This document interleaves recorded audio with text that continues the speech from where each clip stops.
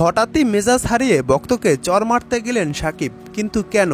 দেখুন বিস্তারিত। বাংলাদেশের ক্রিকেটের সবচেয়ে বড় তারকা হিসেবে সাকিব আল হাসানের নাম বললে খুব একটা ভুল হয় না। দেশের এই তারকা ক্রিকেটারের সান্নিধ্যে আসতে ভক্তদের আগ্রহের সীমা নেই।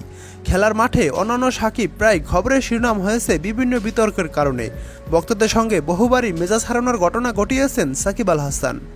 সবশেষ এমন ঘটনা ঘটিয়েছেন ফতুল্লার খান সাহেব ওসমান আলী স্টেডিয়ামে।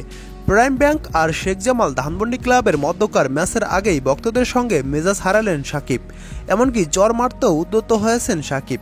ম্যাচ শুরুর আগে মাঠের বাইরে prime bank coach Mohammad Salauddin ও শেখ জামাল ধানমন্ডি ক্লাবের কোচ সোহেল ইসলামের সঙ্গে কথা বলেছিলেন সাকিব। দুজনেই সাকিবের প্রিয় গুরু। এ সময় হঠাৎ সেলফি তুলতে যান এক ভক্ত। প্রথমবার মানা করলেও সাকিবের কথা শোনেনি সেই ভক্ত।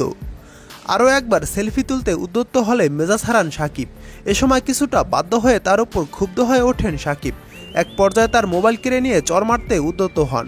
অবশ্য নিজের ওপর নিয়ন্ত্রণ পুরোটাও হারাননি তিনি। চর মারতে গিয়েও থেমে যান তারকা এই অলরাউন্ডার। পরে সেই ভক্তকে অবশ্য মাঠ থেকে বের করে দেওয়া হয়। এর আগেও সকালে স্টেডিয়ামে প্রবেশের সময় মেজাজ হারান সাকিব।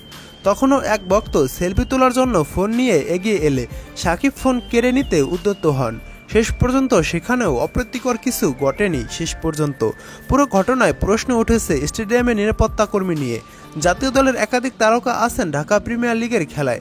তাদের ঠিক সামনে ভক্তদের এমন অবাধ বিচারণ নিয়ে যেমন প্রশ্ন আছে, তেমনি সাকিবের মেজাজ হারানোর ঘটনাও জন্ম দিচ্ছে বহু আলোচনা।